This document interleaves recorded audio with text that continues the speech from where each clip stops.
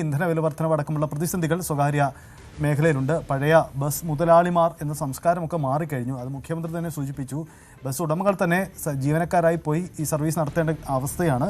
അതാണ് KSRTC നമ്മുടെ പൊതുഗതാഗത സംവിധാനങ്ങളെല്ലാം പൊതുവിൽ ബാധിച്ചിരിക്കുന്നത് അതുതന്നെയാണ്. അതാണ് സ്വകാര്യ മേഖലയിലുമുള്ളത്. അതുകൊണ്ട് പ്രിയദർശിനി സൗജന്യ പ്രഖ്യാപനം അവരെയും പ്രതിസന്ധിയിലാക്കിക്കൂടാ. അവർക്കൊരു കൈത്താങ്ങ് വേണ്ടിവരും, അതിൽ പരിഗണന വേണ്ടിവരും. മലബാർ മേഖലയിലെ KSRTC ബസ്സുകളുടെ കുറവ് പരിഹരിക്കാൻ ഈ പദ്ധതിയിലെ സൗജന്യ പദ്ധതി ഭാഗമാവാൻ സ്വകാര്യ മേഖലയ്ക്കും താല്പര്യമുണ്ട്. അത്തരം ചേർത്ത് പിടിക്കൽ ഉണ്ടായാൽ എന്നതുകൂടിയാണിപ്പോൾ സ്വകാര്യ ബസ് മുതലാളിമാർ നിലപാടെടുക്കുന്നത്. തീരുന്നില്ല. സ്ത്രീകൾക്കാണ് ഈ സൗജന്യ യാത്രാ പ്രഖ്യാപനം ഉണ്ടാവുന്നത്. അപ്പോൾ അവിടെ ഒഴിവാക്കപ്പെടുന്ന ഒരു വിഭാഗം പുരുഷന്മാരാണ്. അവർക്കും സൗജന്യം വേണ്ടേ? അവരും തുച്ഛമായ ശമ്പളത്തിൽ ജോലി ചെയ്യുന്ന ആളുകളില്ലേ? അവർക്കും ഒരു ചേർത്ത് പിടിക്കൽ ആവശ്യമില്ലേ എന്ന ചോദ്യം കൂടി ഈ ഘട്ടത്തിൽ ഉയർന്നു വരുന്നുണ്ട്. KSRTCയിലെ സ്ത്രീകളുടെ സൗജന്യ യാത്ര അനുവദിക്കുന്നതിനെതിരെ സ്വകാര്യ ബസ് ഉടമകൾ ഒരു വേറിട്ട പ്രതിഷേധം കൂടെ ഇന്ന് നടത്തിയിട്ടുണ്ട്.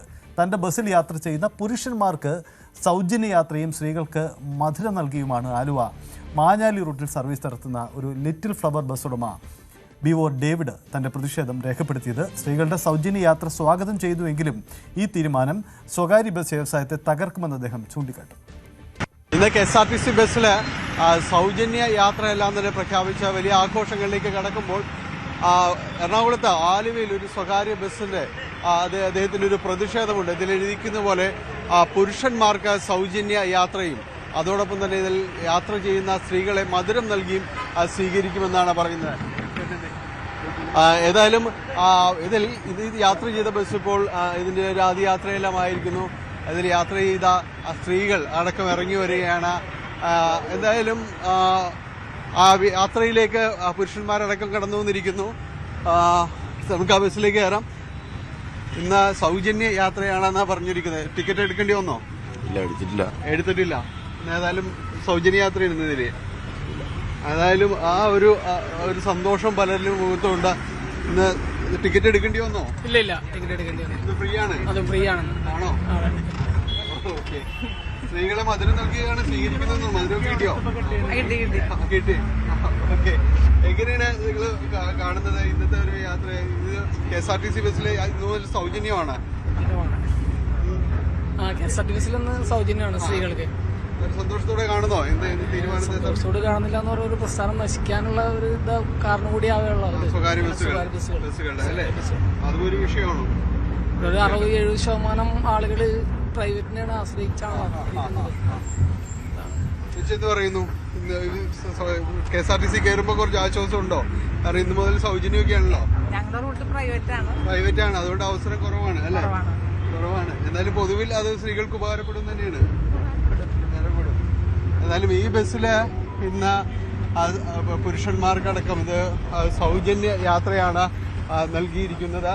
ഏതായാലും ബസ് ഉടമ ഡേവിസ് അദ്ദേഹമാണ് ഈ ഒരു ആശയം കഴിഞ്ഞ ദിവസങ്ങളിൽ നമ്മൾ ഈ പറഞ്ഞതുപോലെ നമ്മൾ ഈ ബസ്സിൽ കഴിഞ്ഞ ദിവസങ്ങളിൽ ഇന്നലെ കയറിയിരുന്നു.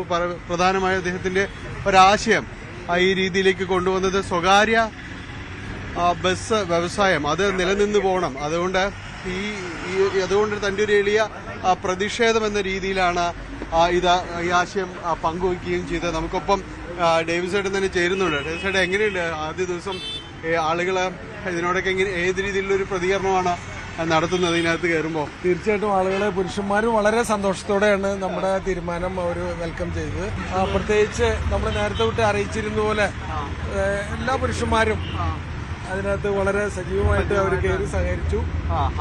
അതിൽ വലിയ സന്തോഷമുണ്ട്. ഞാൻ രാവിലെ മുതൽ കാണുന്നതാണ്. എന്തായാലും ചേച്ചി മധുരമൊക്കെ കിട്ടിയിട്ടുണ്ടല്ലോ. സന്തോഷമാണോ? സന്തോഷമുണ്ടല്ലേ ഇന്ന്? ഏതായാലും മധുരം നൽകി, സ്ത്രീകൾക്ക് സ്വീകരണം നൽകി, ഒപ്പം തന്നെ പുരുഷന്മാർക്ക് സൗജന്യ യാത്രയുമാണ് ലിറ്റിൽ ഫ്ലവർ വാഗ്ദാനം ചെയ്യുന്നത്. ഇതൊരു ചെറിയ പ്രതിഷേധം അല്ലേ? ചെറിയ പ്രതിഷേധം തന്നെയാണ്. കാരണം അത്രയും പ്രയാസമുള്ളത് കൊണ്ടാണ് ഇങ്ങനെ ഒരു പ്രതിഷേധത്തിന് നമ്മൾ തയ്യാറെടുത്തത്.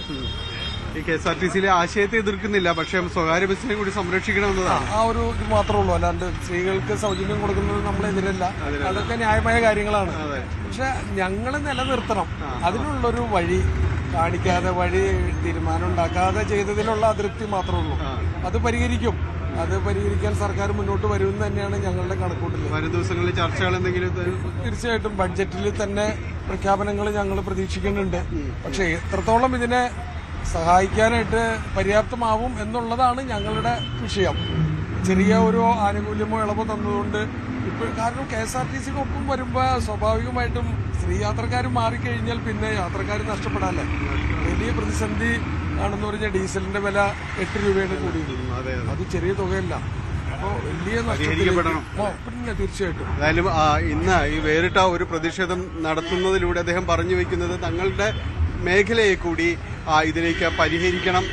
KSRTC നൽകുന്ന സൗജന്യത്തോട് തങ്ങൾക്ക് യാതൊരു എതിർപ്പുമില്ല. അതോടൊപ്പം പക്ഷേ ഈ സ്വകാര്യ ബസ് വ്യവസായത്തെ കൂടി സംരക്ഷിക്കാൻ തയ്യാറാകണമെന്നതാണ് അദ്ദേഹം പറയുന്നൊരു കാര്യം.